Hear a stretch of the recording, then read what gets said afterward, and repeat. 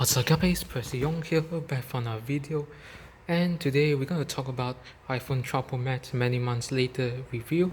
Many YouTubers has talked about it, and I also made my own opinion on the iPhone 12 Pro Max 6 months later reviews, or more than many months later reviews. For right now it's 6 months later review. So obviously I own the iPhone 12 Pro Max.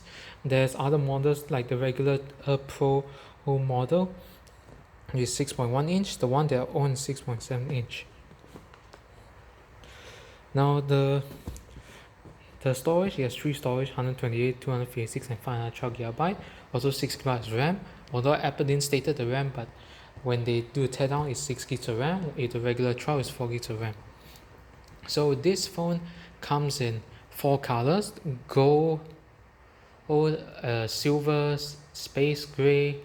There's no matte black, don't call matte black, they call space gray, and Pacific blue that I own right now. I have a case on it, so that's why the color looks a bit different. And obviously we have the wallpaper of the iPhone 12 Max. If you got the own iPhone 12 Max, the wallpaper will be specifically available in the live section. It has the live section, give me a sec. And there it is. So today we're going to talk about whether you should buy the iPhone 12 Pro Max in 2021, which is called mid 2021. This video I'm going to talk about 6 months later review, which is the same things as mid 2021. So the first things first is that in the coming September or October, Apple will introduce the new iPhone 13 and the 13 Pro. Let me just do not disturb so you won't interrupt the notification. So the iPhone 13 and 13 will release around September or October. We're not sure about it. If Apple's going to release October, that means that iPhone will be from October onwards, because last year October Apple only introduced the iPhone 12 and 12 Pro Max due to the production and problems, so that's why they delayed it. And right now our 13 might be October and September. If Apple able to pull it by September, that would be nice. Now, should you buy this thing? I think you should buy it right now, but until a date that you shouldn't buy, I think it's during September when Apple introduced the new model. Now this one, the display is on this one is actually display is higher compared to the 11 Pro Max, since it has a 6.7 inch display. And obviously the software it's on is iOS 14.5.1. If you own an iPhone 6s and above, you can actually update it right now to 14.5.1. I did a video, you can go to my recent video about the iOS 14.5.1. now obviously there are 4 colors. Unfortunately there's no purple color.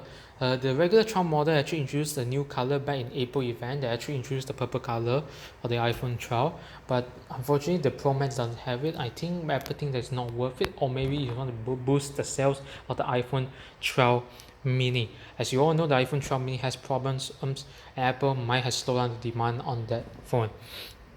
Okay, let's just focus more on this device. Okay, so obviously every iPhone, if you own iPhone 7 and above, you will notice there's no headphone jack. And what I know or notice that Apple might remove the lightning port as well in the future iPhone. But if you want, and if you still love the lightning and don't use wireless and don't use MagSafe, take the 12 Pro Max. You can see there's lightning still right there, and speakers down there.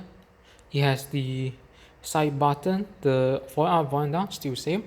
And the design actually is the same as iPhone 5. If you own an iPhone 5, you feel the same uncomfortable design look on this iPhone, and I love it, because back in 2012 I owned the iPhone 5, and it's good that Apple actually reintroduced this design for me, specifically for those people who still miss the design of the iPhone 5. So Apple actually make it possible. And the battery size is 3687. So I mean, if you go on light usage like me, I usually can last up to 3 days of battery life and then charge every 3 days. Or if you're a person who's like medium usage, it may be like 1 day and the next day you have to charge it. If you're a heavy user, usually you have to charge at least 1 time when you come back home. If you don't, like if you actually heavy use it on those social medias, not on the game inside, so you are good to go. And the chipset it's running on is A14, 6-core processor and 4 cores or low cores as well. And it's A14, it's better than the A13, and it's also better than the A12. of obviously the battery life is still say the capacity is 687, smaller than iPhone 12 Pro Max, but I mean it's the same around the same battery life. Even it's 1 hour less, but I tell you this still lasts long. It actually depends how you use the device. Nice. Now anything in on this device only currently on iOS 14, which means you can last another 5 more years, which is up to iOS 19 or iOS 20 around there. That's how Apple will support more on the device, because the iPhone 6 actually support iOS 14, and that's impressive. If Apple actually introduced iOS 15, then you might not know that I'll be very impressed, and literally Apple just make Android embarrassed. Yes, and finally, thoughts you should buy it.